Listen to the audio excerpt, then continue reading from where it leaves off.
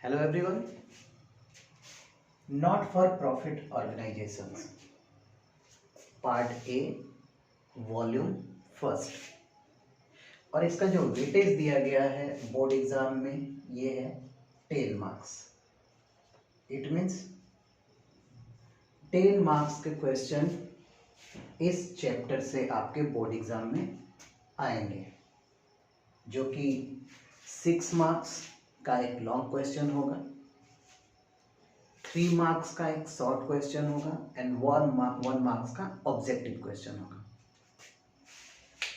Not for profit organisations होता क्या है, उसको स्टार्ट करने से पहले आपको ये क्लियर होना जरूरी है कि इससे पहले आपने प्रॉफिट ऑर्गेनाइजेशन के बारे में क्या पढ़ा।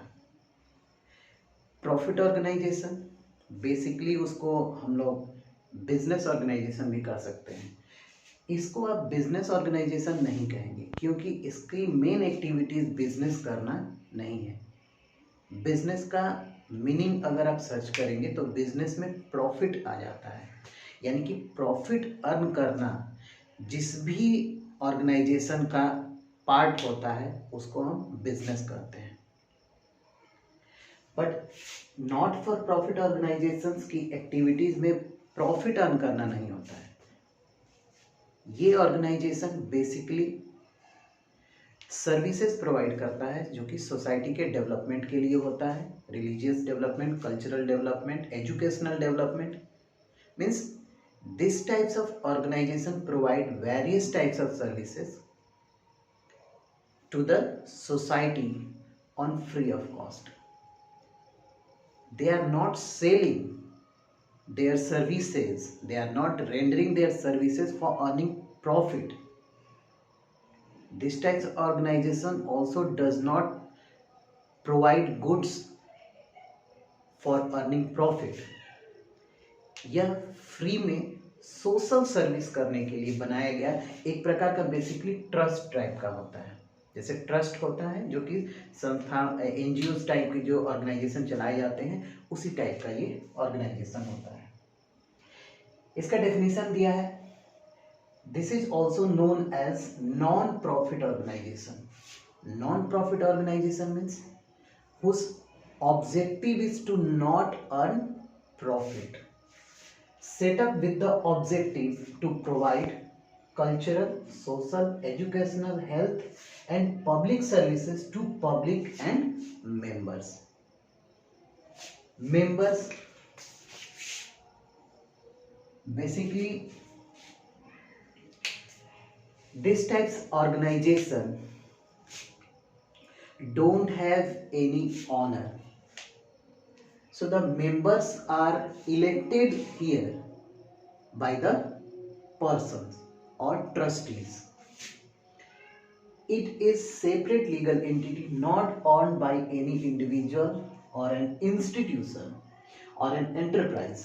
यह एक प्रकार का ऐसा संस्था है जिसकी कोई ऑनर नहीं होता है, इसमें ऑनरशिप नहीं होता है, क्योंकि अगर ऑनर होगा तो प्रॉफिट की बात होगी, इसलिए इसमें ऑनर नहीं होते। इसमें क्या होते हैं, मेंबर्स होते हैं, और वो मेंबर्स रोटेट होते रहते हैं, सेलेक्ट होते रहते हैं, यानी कि इनका इलेक्शन होता है, इलेक्टेड होते हैं।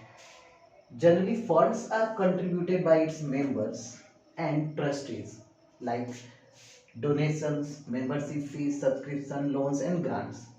अब ये क्या है, सी हियर, प्रॉफिट जो ऑर्गेनाइजेशन होते हैं वो गुड्स को सेल करते हैं और उनके बिहाफ में उनको क्या मिलता है, प्रॉफिट अर्न होता है। उनकी जो भी एक्सपेंसेस होते हैं, एक्टिविटीज़ होते हैं ऑर्गेनाइजेशन में, उन एक्टिविटीज़ को, उस एक्सपेंसेस को पेड करने के लिए प्रॉफिट का अर्न करना बहुत ज़रूरी है। बट यहाँ पे इस ऑर्गेनाइजेशन का ऑब्जेक्टिव प्रॉफिट अर्न करना नहीं होता है, तो इसके पास फंड कहाँ से आते हैं, इसके पास फंड्स आते हैं इनके मेंबर्स के द्वारा दिए गए मेंबरशिप फीस, या फिर किसी प्रकार का कोई आउटसाइडर या फिर गवर्नमेंट के द्वारा दिया गया डोनेशन, सब्सक्रिप्शन, लोन या फिर ग्रांट्स। कोई गवर्नमेंट संस्था है या फिर कोई प्राइवेट संस्था है जो कि लोन ग्रांट करती है, या फिर किसी प्रकार का अदर ग्रांट देती है इन ऑर्गेनाइजेशन को, तो इनको फंड रेज होता है और उन्हीं फंड से ये क्या करते हैं, जो भी फर्दर एक्टिविटीज हैं अपने ऑर्गेनाइजेशन का, we will not put here business before calling organisation, क्योंकि ये बिजनेस नहीं है, ये क्या है, केवल ऑर्गेनाइजेशन है जिसका ऑब्जेक्टिव क्या होता है, to provide to render services for the cultural, social, educational, health development. Is that clear? Now come to the features of NPOs. On the basis of this given definition, there is a specific features are also here given of this not for profit organization. इसमें first क्या है, entities. First is entities. entities में इसमें क्या है, it is a separate legal entity not owned by any individuals or by any institutions or enterprises. यानी कि ये क्या होती है, अपने ऑनर से अलग होती है, सेपरेट बिजनेस, सेपरेट ये एंटिटी है, यहाँ बिजनेस टर्म हम यूज नहीं करेंगे, सेपरेट एंटिटी है, यानी कि इसमें कोई ऑनर नहीं होता है, सभी मेंबर्स होते हैं और मेंबर्स इस ऑर्गेनाइजेशन से क्या होते हैं, अलग होते हैं. बिजनेस ये ऑर्गेनाइजेशन जो भी ट्रांजैक्शन करता है, जो भी सर्विसेज प्रोवाइड कराता है, वो अपने द्वारा कराया जाता है, न कि उनके ऑनर के द्वारा, क्योंकि इसमें ऑनर होते ही नहीं है. पर्पज, जो मेन ऑब्जेक्टिव है, purpose means here objective, why this organisation is setup.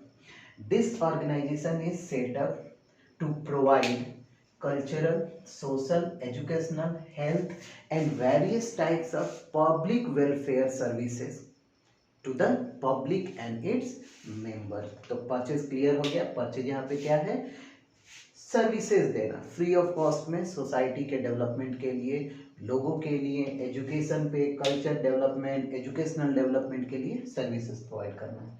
Ownership में क्या है, इसमें ऑनरशिप नहीं होती है. क्यों नहीं होती है, क्योंकि यह एक ऑर्गेनाइजेशन है जिसका ऑब्जेक्टिव प्रॉफिट अर्न करना नहीं होता है, सर्विसेज प्रोवाइड करना होता है, तो इसमें मेंबर्स होते हैं, न कि ऑनर होते हैं, और यह कोई इसमें किसी भी प्रकार का कोई भी ऑनरशिप नहीं होता है. Profit is not the objective. Next is profit is not the objective. इस ऑर्गेनाइजेशन का मेन ऑब्जेक्टिव क्या है, आप कह सकते हैं कि इसमें ऑब्जेक्टिव प्रॉफिट अर्न करना होता ही नहीं है. मीन्स प्रॉफिट के पर्पज से ये एक्टिविटीज नहीं की जाती हैं. ये एक्टिविटीज की जाती है सोसाइटी के डेवलपमेंट के लिए एंड सर्विसेज प्रोवाइड कराने के लिए उन लोगों को जिनको इसकी जरूरत है.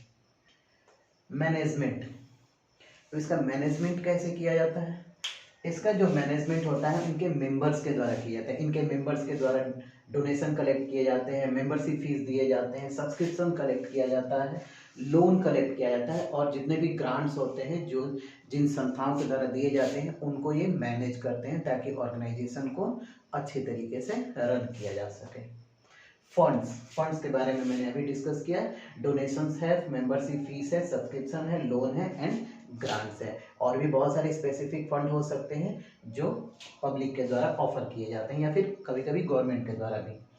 कम to the next point, financial statement.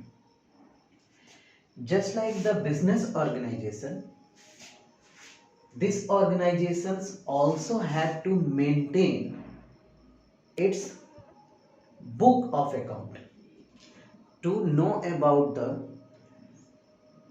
surplus and deficit.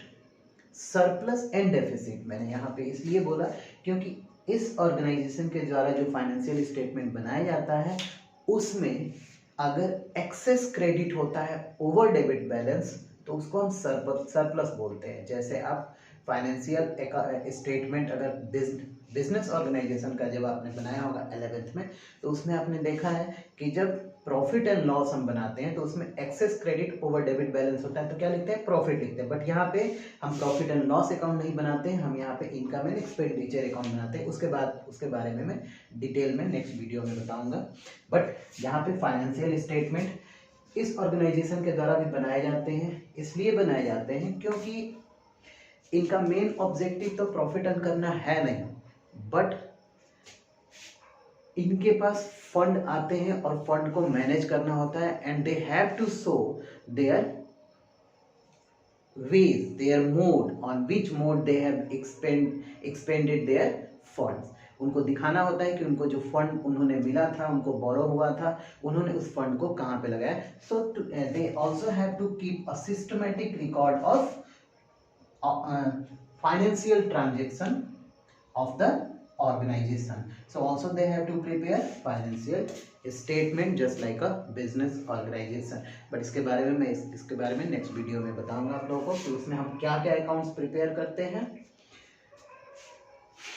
Thank you.